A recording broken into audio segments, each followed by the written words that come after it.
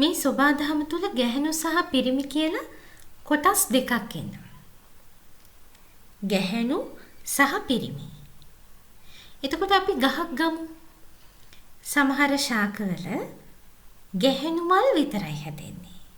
ගස්ලබු ශාකයේ ගමු. ගැහැණු මල් විතරයි හැදෙන්නේ එක ශාකයක. එක ශාකයක පිරිමි මල් විතරයි හැදෙන්නේ. සමහර ශාක තියෙනවා ගැහැණු මල් සහ පිරිමි මල් එකම ශාකයේ හැදෙනවා. දැන් මිනිස් වර්ගයක් ගත්තාම මිනිස් වර්ගයකෙත් එහෙමයි. ගැහැණු අය ඉන්නවා පිරිමි අය ඉන්නවා. සත්තු ගත්තාම සත්තුන්ගෙත් ගැහැණු සත්තු ඉන්නවා පිරිමි සත්තු ඉන්නවා.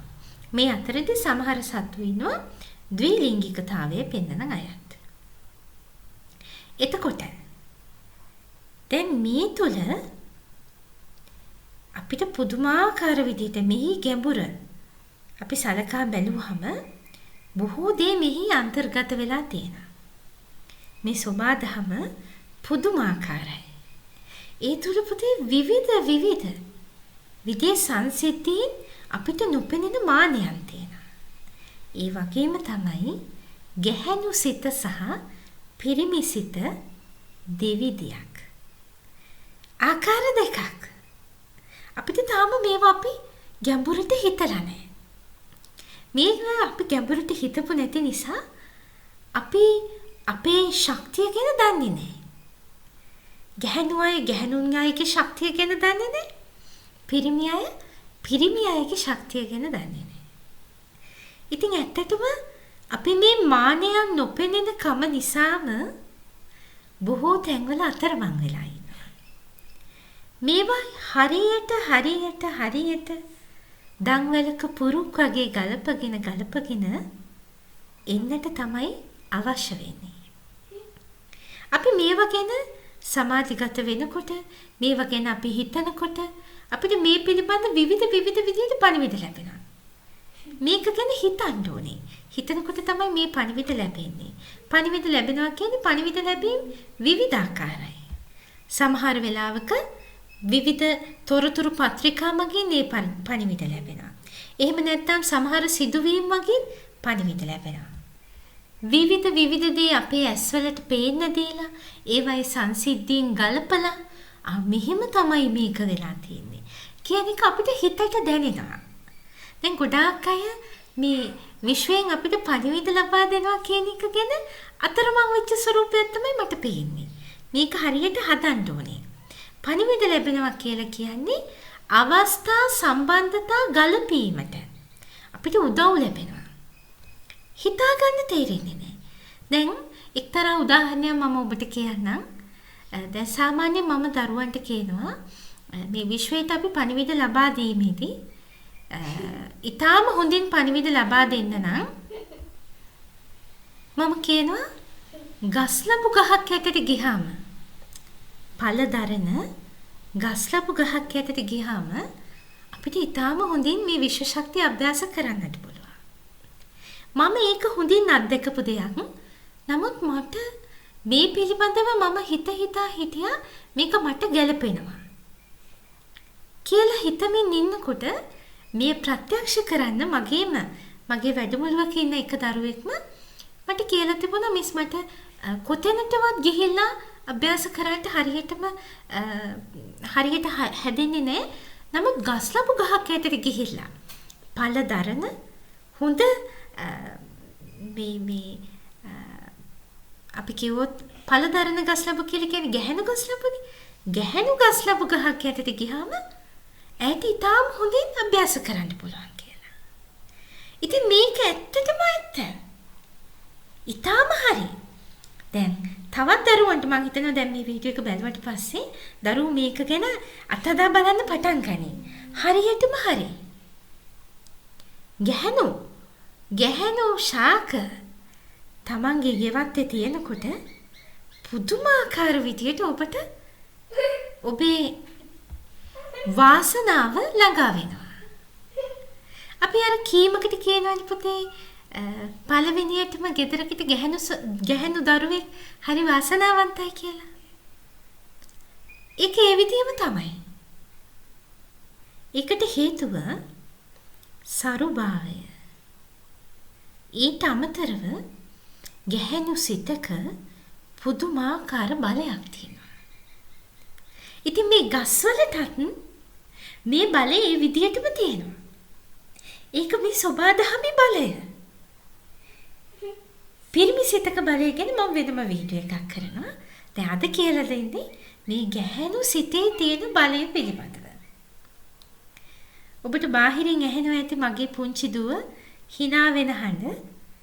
ඒක ඔබේ හිතට සතුටක් කරගන්න බාධාවක් කරගන්න එපා.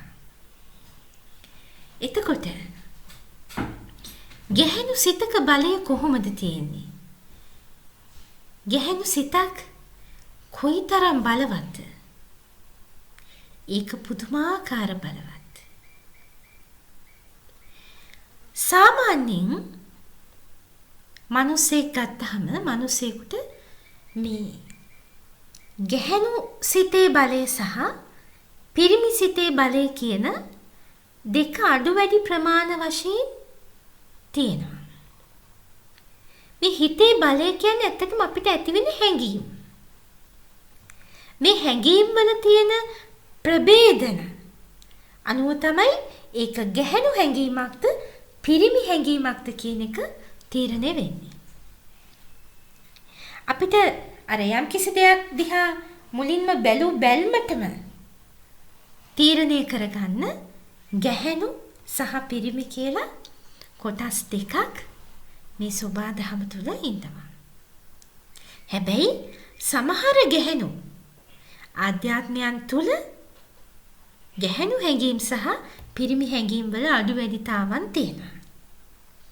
ඒ වගේම සමහර පිරිමි ආධ්‍යාත්මයන් තුල නැත්නම් පිරිමි අය තුල ගැහැණු සහ පිරිමි හැඟීම් වල අඩු වැඩිතාවයන් තියෙනවා. මේක හරි අපූර්ව සංසිද්ධියක්. ගැහැණු කෙනෙක් නැත්නම් මේ ගැහැණු හැඟීම් ඊටාම බලවත්. ඒ ගැහැණු හැඟීම් වලට පිරිමි හැඟීම් වලට වඩා ලොකු බලයක් ලබා ගන්නට හැකියාව තියෙනවා. අපි පීතෘ මූලික සමාජයක හිටියට මේ ගැහැණු සිතේ බලය තමයි ප්‍රබලවම පාලනය සඳහා කෙනෙක් වෙනස් කරන්න මේ බොහෝ දේවල් වලට මූලික වෙන්නේ. දැන් ඔබ නිකමට හිතලා බලන්න ඔබේ ගෙදර තාත්තට වඩා අම්මත් එක්කලා ඔබට හරි ලොකු නිදහසක් දැනෙනවා. ඔබට ලොකු පුදුමාකාර සංයමයක් පුදුමාකාර බැඳීමක් ඔබ ඔබේ අම්මත් එක්කලා පවත්ව ගන්නවා. හේතුව තමයි අම්මා කියන අම්මගේ හිතේ බලය වෙනස් තාත්තට වඩා. අම්මගේ සිතුවිලි වල තියෙන වෙනස්ම හැඟීම් සමුදායක්. අම්මා ආදරේ. අම්මා සංවේදී. අම්මට දරුවෝ දැනෙනවා. අම්මා කටයුතු කරන්නේ දරුවන්ගේ සුවතාවය පිණිස. එතකොට අම්මා කරුණාවන්තයි. අම්මා ආදරණීයයි. මං කියන්නේ නෑ තාත්තා ආදරණීය නැහැ කියලා.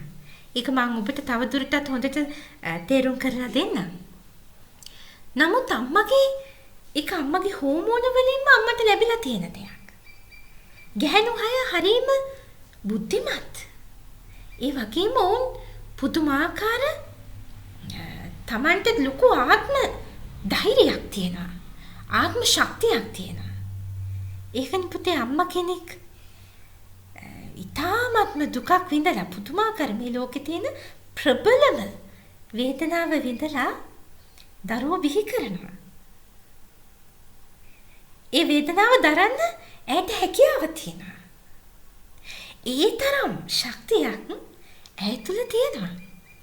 දැන් හිතන්න ගැබිනි අවදීදී අම්මා කෙනෙක් පුදුමාකාර විදියට මේ දරුවා තමන්ගේ කුසේ හොයාගෙන පුදුමාකාර වේදනාවක් විඳිනවා. හැබැයි මේ හැම වේදනාවක්ම දරුවා කෙරෙහි තියෙන ආදරය නිසා මේ අම්මා හරි ලස්සනට විඳ දරා ගන්න හැටි. ඒ විඳීම තුළ අම්මා පුදුමාකාර විදියට ශක්තිමත් වෙනවා. අම්මට පුදුමාකාර ශක්තියක් ආකර්ෂණය වෙනවා. මේ සබදාම ඔබට පේනවද කොයිතරම් වෙනස්ද කියලා? ඉතින් මේ ගැහණු සිත හරිම හයියි. ගැහණු සිතට හිතුනොත් මේ මුළු ලෝකෙම පෙරලන්න පුළුවන්. මගේ හිතේ කාලයක් තිබුණා ගැහණු කියලා කියන්නේ හරිම දුර්වල જાතියක් නේ කියලා හිතපු කාලයක් තිබුණා. මට ගැහණු බවක් ලැබීම ගැන මම දුක් වෙච්ච කාලයක් තිබුණා මගේ කුඩා අවදියේදී. නමුත් ටික කාලයක් යද්දී මට මගේ යටිසිත කියන්න පටන් ගත්තා ගැහණුකම ලැබීමම තමයි ඔබ ලැබපු ජයග්‍රහණය කියලා.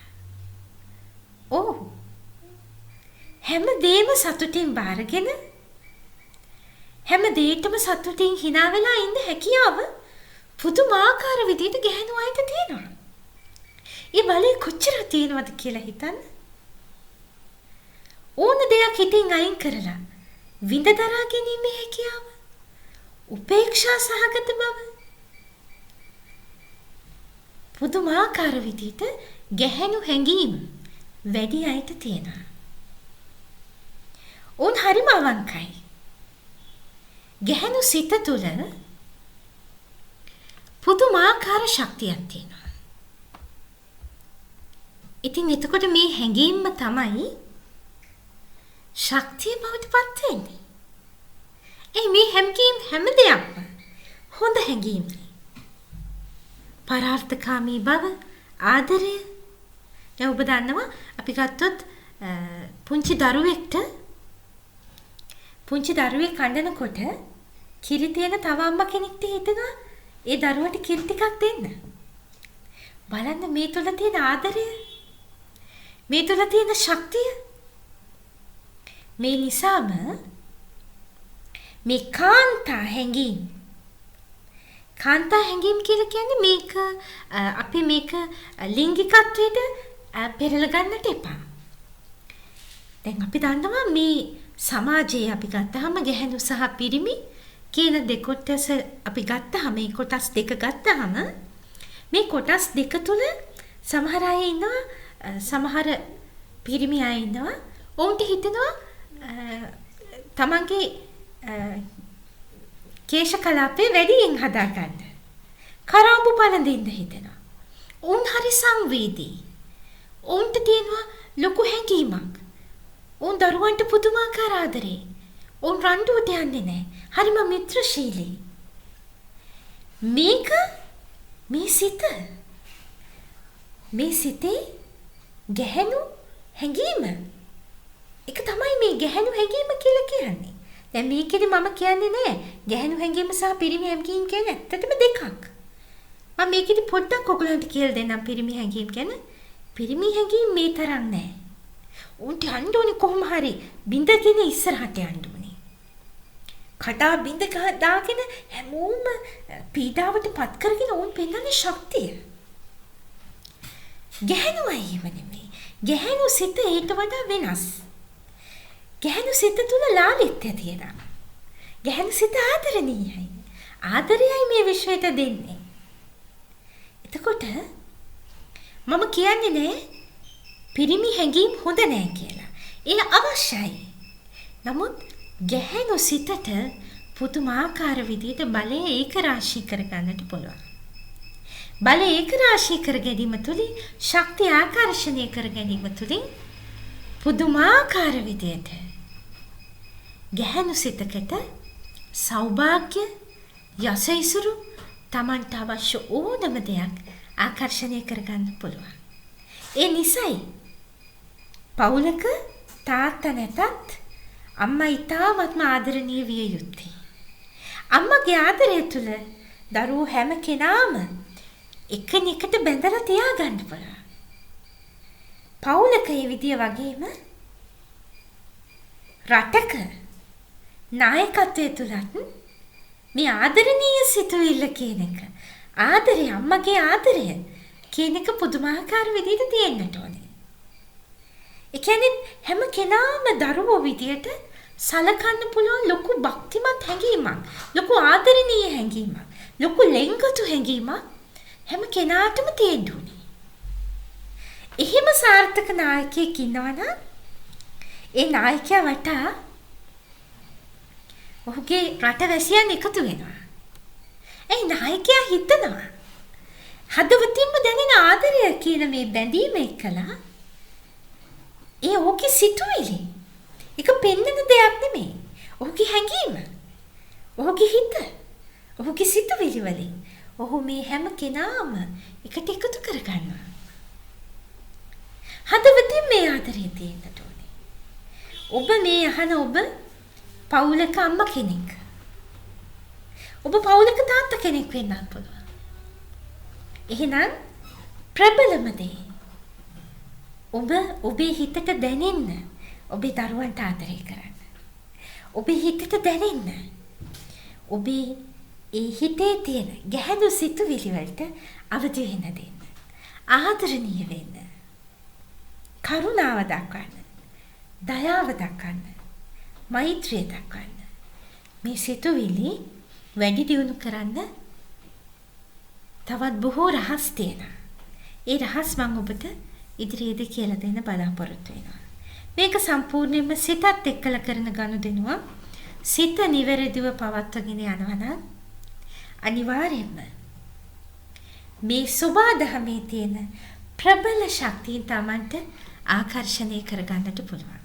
ඒ නිසයි මම ඔබට හැමදාම කියන්නේ ඔබේ ගෙවත්ත තුල පළදරන ශාක තිබිය යුතුයි කියලා. ඔබේ ගෙවත්ත පළදරන ශාක වලින් පුදුමාකාර විදියට ස්වයං පෝෂිත වෙන්නට ඕනේ. මල් පිපෙන ශාක වලින් ස්වයං පෝෂිත වෙන්නට ඕනේ. ඒ තුල පුදුමාකාර විදියට ඔබේ අසහිසුරු වල ආකර්ෂණය, ඔබට අසහිසුරු ලැබීමේ හැකියාව අනිවාර්යයෙන්ම තියෙනවා. ඒ වගේම ඔබේ ගෙදර දුවෙක් ඉන්නටත් ඕනේ. දුවක් කියලා කියන්නේ සෞභාග්‍ය සංකේතයක්. ඒ පුදුමාකාරයි. ඒ තුල සැඟවිච්ච හැම රහසක්ම අපි එකින් එක තෝරගමු. එහෙනම් අපි තවත් වීඩියෝ එකකින් හම්බ වෙමු. ඔබට මගේ සෞභාග්‍ය රන්තරටුව වැඩමුළුවට සම්බන්ධ වෙන්නට පුළුවන්. ආදර වැඩමුළුවට සම්බන්ධ වෙන්නට පුළුවන්. මේ වැඩමුළු දෙකේදීම මම ඔබත් එක්කලා කතා කරනවා. ඔබට මා සමග පුද්ගලිකව කතා කරන්න අවස්ථාව තියෙනවා. ඒ වගේම ඔබට ඔබේ ජීවිතයේ සියලුම ශක්තියින් අවදි කරගෙන ඉදිරියට යන්නට අවශ්‍ය කරන මඟ පෙන්වීම ඒ වැඩමුළු තුළදී ලැබෙනවා. ඒ වගේම මගේ ස්වයං රැකියා පාඨමාලා කීපයක්ම තියෙනවා. ඒවට ඔබට සම්බන්ධ වෙන්නට පුළුවන්. මම ඔබට මේ දේවල් වලින් බල ගන්නවන්නට උදව් කරනවා. ඊට අමතරව ඔබේ ඕරාව ශක්තිමත් කරගෙන ඔබ තුළ තියෙන ශක්තිය උද්දීපනය කරගෙන ඔබට සෞභාග්‍යයේ ධනාකර්ෂණය ලබා ගන්නට අවශ්‍ය කරන සෞභාග්‍ය පළඟු කට්ටලය ඔබට ලබා ගන්නට පුළුවන්. ශාරාජී සිම්පල් ලයිෆ් FB page එකට ඉන්බොක්ස් පණිවිඩයක් එකතු කරලා අවශ්‍ය තොරතුරු ලබා ගන්නට පුළුවන්. එහෙනම් තවත් වීඩියෝ එකකින් අපි නැවත හම්බ වෙමු. කොළු හැමෝටම මම ආදරේ. තෙරුවන් සරණයි.